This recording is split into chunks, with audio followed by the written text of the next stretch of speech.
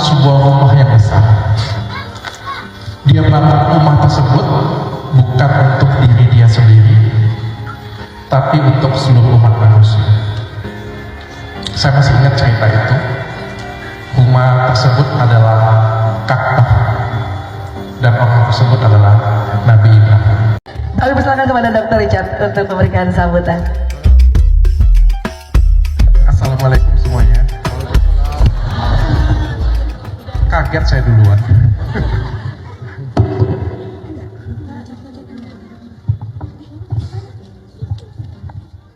Masih deg-degan saya.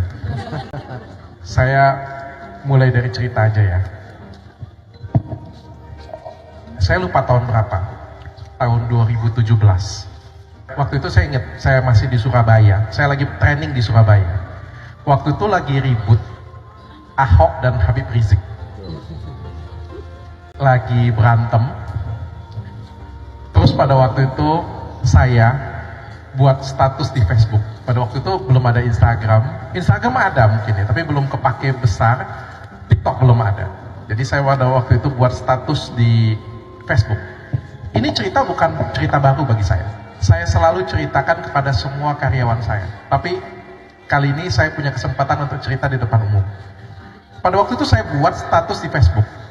Saya bilang, hebat banget HR. Pada waktu itu saya kasih inisial. Kalau dia mau jadi presiden, saya akan dukung. Habis itu saya kata-katain. Saya kata-katain Habib Rizik pada waktu itu. Wah, viral. Itu waktu itu saya belum main media sosial. Belum ada yang tahu saya Dr. Richard. Saya belum terkenal seperti sekarang. Tapi konten tersebut viral. Kakak tingkat saya membakar itu, ada kemarahan. Rumah saya mau dibakar, sumpah. Saya mau digeruduk, dimarahin semua orang. Pada waktu itu saya di Surabaya. Saya tidak tidur satu malam pun. Saya tidur cuma 5 menit bangun, 5 menit bangun. Saking ketakutannya saya. Deg-degan sekali. Itu waktu itu lagi belajar, lagi sekolah. Triple EM. Tapi nggak konsentrasi saya belajar. Saya benar-benar nggak konsentrasi belajar karena ketakutan sekali. Semua orang di Palembang cariin saya. Pada waktu FPI datang ke klinik saya bawa obor, mau tutup klinik saya. Semua ketakutan, semua ketakutan. Saya pun juga ketakutan. Saya sampai telepon teman-teman saya. Teman-teman saya bilang apa dengan saya? Mampus kali ini lo.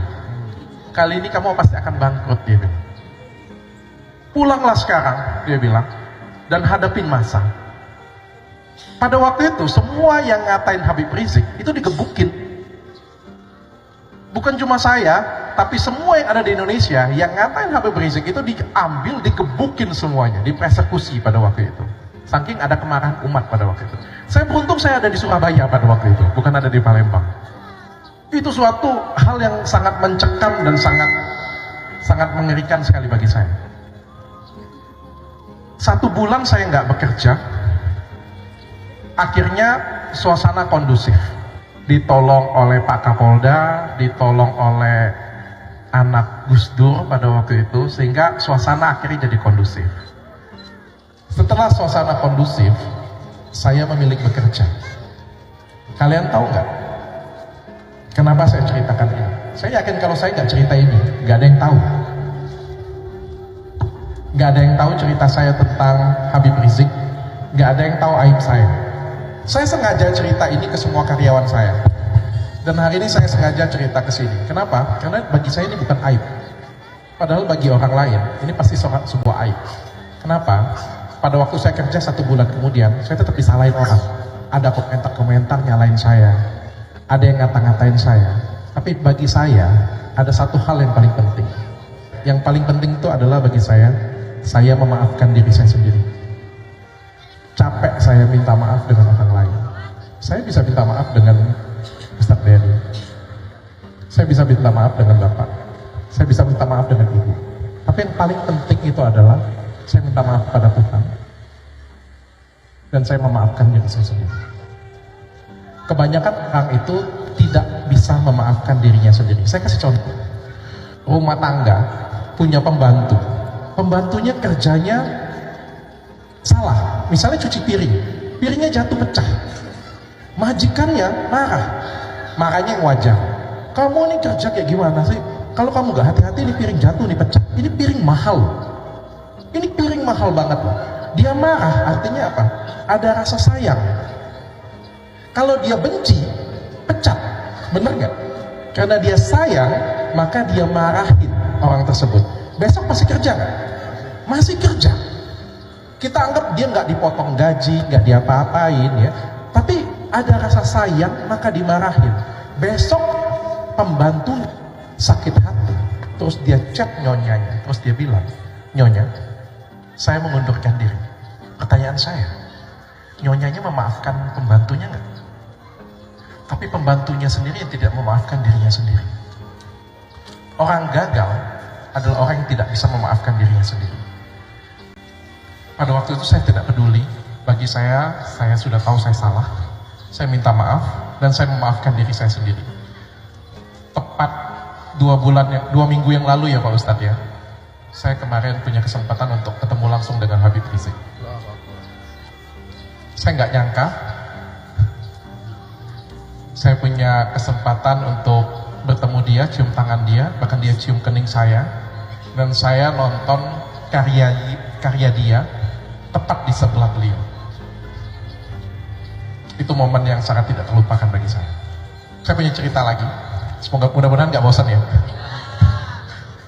Ini saya dengar cerita ini, lupa saya di mana Pak Ustadz. Saya lupa dengar cerita ini di mana.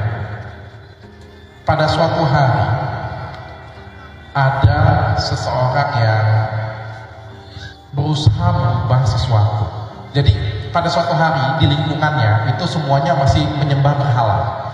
Tahu nggak menyembah berhala? Jadi nyembah batu, nyembah botol minum, nyembah pohon, menyembah sesuatu yang dianggapnya itu mistis. Pada waktu itu belum ada yang percaya Tuhan. Jadi semuanya itu menyembah sesuatu yang dianggapnya itu punya kekuatan gaib. Datanglah seseorang yang punya visi yang lebih maju, orang pintar yang punya visi yang lebih maju. Jadi dia berusaha memperkenalkan Tuhan kepada komunitas ini yang menyembah berhala. Terus apa reaksinya? Dia dihina, dia dikata-katain, dia diusir, mau dibakar, mau dicari orang itu, mau dibakar dia hidup-hidup. Akhirnya dia diusir, dia pergi. Padahal dia cuma pengen kasih tahu bahwa hal yang benar apa. Dia cuma pengen kasih tahu bahwa berbuat kebaikan itu seperti apa. Tapi dia diusir, dihina, diejek. Terus dia pergi dari tempat itu dan dia bersama dengan anaknya membangun sebuah rumah yang besar. Dia bangun rumah tersebut bukan untuk diri dia sendiri, tapi untuk seluruh umat manusia. Saya masih ingat cerita itu. Rumah tersebut adalah Ka'bah dan orang tersebut adalah Nabi Ibrahim.